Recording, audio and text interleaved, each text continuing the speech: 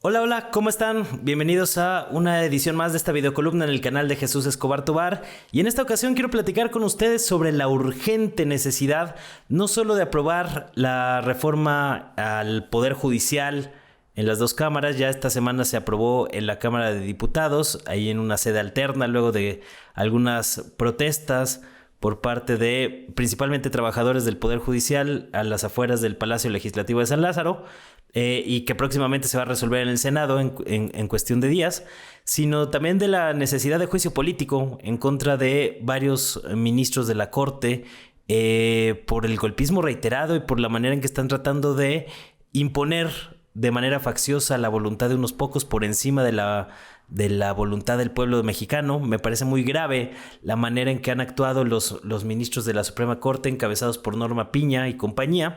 Y me parece que hay varios elementos sobre la mesa del por qué es necesario y urgente un juicio político. Y la razón principal tiene que ver con que no solamente basta que se aprueben estas dos cámaras, en la Cámara de Diputados y en la Cámara de Senadores, sino que una vez que se apruebe y se publique la reforma al Poder Judicial, van a haber varios intentos por parte de los ministros de la Corte y del Poder Judicial por tratar de echar abajo la reforma en tribunales, aun cuando no tengan facultad para ello.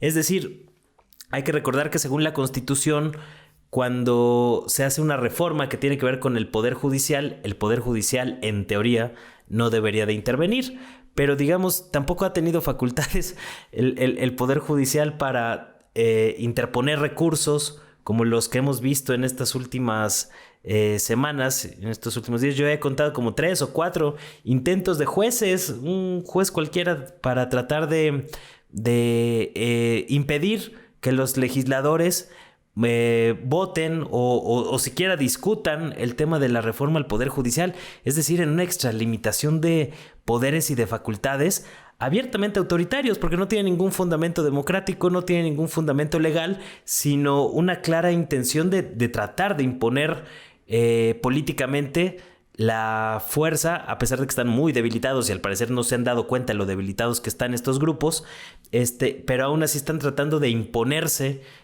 con argumentos leguleyos, y eso es exactamente lo que va a ocurrir una vez que se apruebe en las dos cámaras del Congreso la reforma al Poder Judicial. Van a tratar de decir que no se discutió con suficiente tiempo, que se violó el proceso legislativo, que hubo irregularidades en el cambio de sede. Cosas de este tipo se van a agarrar de cualquier pequeño resquicio para tratar de tirar esta reforma al Poder Judicial por cualquier vía. Entonces me parece que, dadas las circunstancias y dado lo reiterado de las prácticas golpistas que han tenido principalmente, como repito, los encabezados por Norma Piña, amerita un juicio político, y sobre todo ciertas actitudes de los ministros. Esta situación de que se fueron a paro de labores 8 de 11 ministros, por supuesto que es materia para un juicio político. Por eso me parece que es muy importante que no nada más se aprueben las dos reformas, sino que se dé un escarmiento a estas mafias, a estos grupos facciosos que tratan de imponer sus intereses, sus privilegios por encima del bien común, y sobre todo cuando hay un tema tan álgido y digamos tan importante, pero que al mismo tiempo cuenta con un respaldo popular tan amplio como lo es la reforma al Poder Judicial. ¿Qué hubiera pasado si aún siendo poderes legítimos, no se hubiera dado un respaldo tan mayoritario en las elecciones del 2 de junio al plan C propuesto por el presidente Andrés Manuel López Obrador? ¿Cómo se dirimiría una reforma al Poder Judicial sin ese antecedente tan claro y tan contundente? Y aún así estamos viendo reiterados intentonas golpistas con estos jueces que tratan de decirle al Congreso qué es lo que deben de legislar, qué es lo que no. El paro, ese me parece que es muy importante, y de hecho las ministras que están del lado del López Obradorismo, principalmente encabezadas por Lenia Batres, han puesto también el dedo en la llaga al señalar que precisamente esa situación del paro de 8 de los 11 ministros amerita un juicio político o ameritaría legalmente un juicio político. Y es que no es posible que se van a paro, pero eso sí, siguen cobrando sus millonarios sueldos y prestaciones mal habidos al prestarse a complicidades con los grupos políticos que gobernaron durante 40 años en la era neoliberal, el PRI y el PAN, y que de alguna manera esta complicidad de la Suprema Corte pues afectó mucho al país. Todo este tipo de narrativas o ver a ministros de la Suprema Corte marchando, pues nunca los vimos marchar ni por Ayotzinapa, ni por la desastrosa guerra contra el narcotráfico de Felipe Calderón, ni por el Fobaproa, ni por cosas de esta índole, ¿no? Entonces ahorita sí están protestando porque les están afectando el bolsillo, que es en donde les duele. Pero me parece que amerita un juicio político a fondo, y parece que no están midiendo bien las consecuencias, porque estaba revisando el artículo 110 de la Constitución, donde se especifica cómo debería procederse en este caso, y resulta que el juicio político iría vía la Cámara de Diputados, y luego pasaría a la Cámara de Senadores, y la resolución de estas dos cámaras, digamos, la Cámara de Diputados se hace o se lleva a cabo el juicio, y en el Senado se realiza la sentencia. El hecho de que Morena y sus aliados tengan mayoría calificada en las dos cámaras facilitaría mucho el proceso de juicio político contra Norma Piña y sus secuaces. Y es precisamente claro, porque imagínense qué hubiera pasado si el presidente, el titular del Poder Ejecutivo y su gabinete se fueran a paro de labores por una cuestión política, o porque hay una reforma que no le gusta al Poder Ejecutivo, una cosa de esta índole, o que el Poder Legislativo también se fuera a paro y dijera que no iban a mover absolutamente nada de manera formal por una situación política, que de hecho pasó un poco con la negativa de la oposición en meses recientes a discutir cualquier posibilidad de reforma constitucional, pero digamos no se fueron a paro formal como sí ocurrió con los ministros de la Corte. Esta situación amerita, por supuesto, un juicio político. No es posible que dejen sus funciones de lado para andar haciendo grillas y politiquería, aun cuando es un tema que a ellos pues, les afecta directamente. Es un despropósito la manera en que han utilizado su cargo para beneficios privados, cuando en realidad es un cargo público que debería estar al servicio del pueblo. Por eso creo que es necesario darles un escarmiento más allá de la aprobación a las reformas. Las resistencias pues se han ido desmoronando, porque al final de cuentas ha seguido avanzando la reforma. Los grupos estudiantiles de derecha, de la Facultad de Derechas de la UNAM, de algunas universidades privadas, pues han sido minoritarios. Realmente no han tenido una amplia convocatoria, aunque han sido inflados por la prensa corporativa, que también hay que realizar varios ajustes ahí en el próximo sexenio. Me parece que es uno de los grandes temas pendientes de la 4T en estos momentos. Y bueno, pues ahí está la situación. Yo creo que no va a haber mayor problema en el Senado para que avance esta resolución, aunque hay que estar muy al pendientes. Ahí luego vemos algunos legisladores faltistas, como en el caso de Olga Sánchez Cordero, que de último minuto y de manera muy sospechosa dijo que se tenía que excusar y que porque tenía problemas del corazón y cosas de este índole. Y no dudo que podamos ver este tipo de situaciones en el Senado. Acuérdense que ahorita están ahí en una pugna de si la mayoría calificada en el Senado son 85 u 86 senadores, pero bastaría con que uno solo de la oposición no asistiera a la votación con algún pretexto de esta índole, de alguna situación de salud o alguna abstención o alguna cosa de estas, para que avanzara el proyecto de la reforma al Poder Judicial. Y de todas maneras, si en esta ocasión no se logra, se podría lograr en ocasiones futuras, que volvieran a subir el tema al pleno, ¿no? Entonces me parece que es ya cuestión de tiempo para para realizar el trámite, pero digamos la batalla política y sobre todo la batalla judicial va a continuar todavía, pues por lo menos un año después. Acuérdense cómo tiraron la reforma, la contrarreforma energética que se realizó durante el sexenio de López Obrador, que fue parte de la polémica y parte de las razones que hicieron que el presidente López Obrador tomara la decisión de impulsar esta reforma al Poder Judicial. Un presidente López Obrador que también pues está viviendo ya su último mes, su recta final.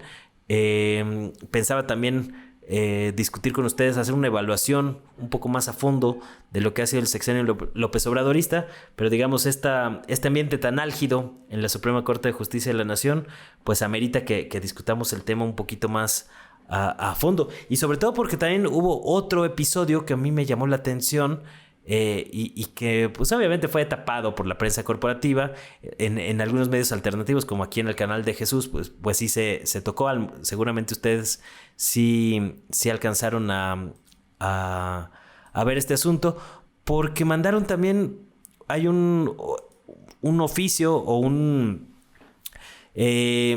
los ministros de la Corte hicieron una consulta para ver si era factible que tiraran la discusión de la reforma al Poder Judicial a través de algún decreto, de algún fallo, ¿no? Entonces, es un documento que viene como 1-2024, consulta trámite previsto en el párrafo segundo de la fracción segunda del artículo 14 de la Ley Orgánica del Poder Judicial de la Federación. Y este documento que se dio a conocer a lo largo de esta semana es un nuevo intento del Poder Judicial de saltarse la voluntad popular, el entramado institucional, para tratar de imponer su voluntad. Lo que han querido hacer es imponer al Poder Judicial y a la Corte como un metapoder que esté por encima de los otros dos. Ya ven que a los comentaristas de la derecha, de la oligarquía neoliberal, que están muy enojados por esta situación, se les llena siempre la boca de hablar de democracia, de contrapesos y estas cosas, ¿no? Como si únicamente debería de haber contrapesos al presidente de la República. Realmente lo que se está haciendo con la reforma al Poder Judicial es ponerle contrapesos a un Poder Judicial corrupto, que ha dado mucho que desear. Ahí está también un informe de la organización Quinto Elemento Labs, donde ha documentado la manera prácticamente omisa en que ha actuado el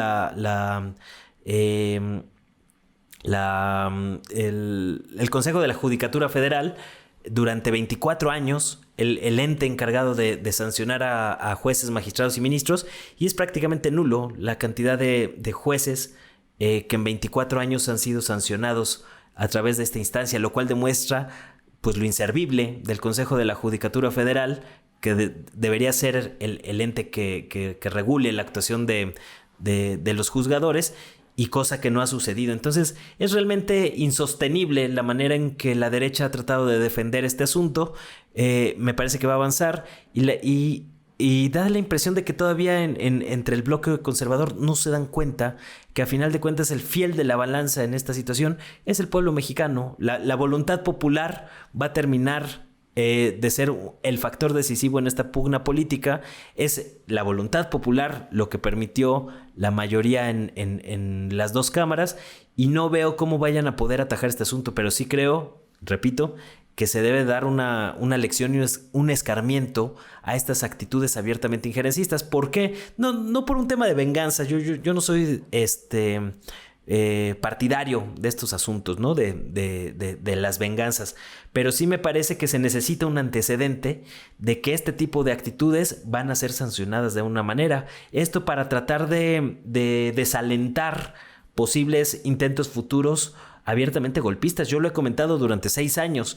El proyecto de la derecha en México ha sido tratar de dar un golpe de estado para entregar el país a una minoría rapaz, afín a los intereses de la hegemonía estadounidense. Por eso también vemos mucha presión desde el exterior en contra de la reforma al Poder Judicial, como ocurrió durante 40 años de neoliberalismo. Ahorita se está tratando de revertir un poquito esa situación, y la reforma del Poder Judicial pues ya es inobjetable la urgencia de quitar a esta gente para tratar de acotar los intentos de un golpe de Estado. Y para los que dicen que uno está muy clavado con los temas de golpe de Estado, que de repente uno alucina o que de repente uno exagera, pues vean también lo que ha pasado en la última semana, ¿no? Como la presidenta Castro en Honduras ha denunciado un intento de golpe de Estado orquestado desde la Embajada de Estados Unidos utilizando el tema del narcotráfico. Cualquier similitud con el caso mexicano y la campañita esa de narcopresidente impulsada desde la DEA, pues no es mera casualidad. Y también en Colombia Gustavo Petro está haciendo ese tipo de señalamientos de que está habiendo una intentona golpista en marcha en Colombia por parte de las fuerzas conservadoras. De hecho, el caso colombiano tiene muchos paralelismos con el caso mexicano. Entonces, pues ojo con esos temas. Por eso me parece que es muy importante sí que se apruebe la reforma, sí que se vote el cambio de jueces, magistrados y ministros, pero que también se les dé un escarmiento. Una cosa sí, ojo, yo estoy en lo general con la reforma al Poder Judicial, pero en lo particular también me parece que este asunto de los jueces sin rostro que incluyeron en el dictamen que se aprobó en la Cámara de Diputados debe corregirse en el Senado de manera urgente. Es una aberración jurídica ese asunto de que no vamos a conocer quiénes son los jueces que juzgan temas de narcotráfico. Imagínense qué pasaría si un juez de estos sin rostro liberara, como ya ha ocurrido, a narcotraficantes como Rafael Caro Quintero u otros en su momento, y esta situación de que sean sin rostro pues les va a dar un manto de impunidad y de opacidad bastante grande. Me parece que los legisladores morenistas incluso están desatendiendo una de las máximas de López Obrador de que lo público debe ser cada vez más público. Por eso me parece una aberración esta situación de los jueces sin rostro que ameritaría una discusión más a fondo. El problema es que la oposición, pues, aunque ellos digan que quieren dialogar y que les interesa esa situación, lo cierto es que lo único que ellos han buscado durante 6 años es cualquier resquicio para estar golpeteando políticamente, estar haciendo escándalos, estar impulsando campañas llenas de mentiras y que a final de cuentas no permite una discusión más racional sobre estos temas, ¿no? Cuando una aberración que se fue en ese dictamen, como ese tema de los jueces sin rostro, desde mi perspectiva debe cambiarse sí o sí. Puede abrir la puerta a muchos problemas en un tema tan delicado como lo es el narcotráfico, y me parece que hay otras formas de que los jueces, magistrados o ministros que dictaminen esos temas pues cuenten con la seguridad necesaria para desempeñar su trabajo sin comprometer que es uno de los principios jurídicos básicos, ¿no? O sea, saber quién te juzga. Imagínense que también metan por narcotráfico a alguien que resulta ser inocente, pero pues no sabes ni quién te juzgó. Abriría la puerta a muchísimos problemas que yo creo que no valdrían la pena. Pero bueno, esta semana es lo que yo quería comentar con ustedes. Hay algunos otros temas que me preocupan. 2 casos de represión en la Ciudad de México, lo que tiene que ver con la represión en contra de manifestantes a favor de Palestina, pero sobre todo la represión con porros y con policías que se dio en contra de colectivos en defensa del territorio y del agua en la delegación o en la alcaldía de Xochimilco. Es un antecedente grave que se da en esta recta final del sexenio. Algunas personas lesionadas y demás. Hay que seguir de cerca esos temas sociales, porque me parece muy contradictorio también que un movimiento de la transformación como la 4T pues tenga estos arrebatos que recuerdan mucho pues, los tiempos oscuros del viejo régimen presidencialista del PRI, ¿no? Sobre todo esta situación de utilizar porros para golpear a manifestantes, pues fue una especie de halconazo a nivel de alcaldía, ¿no?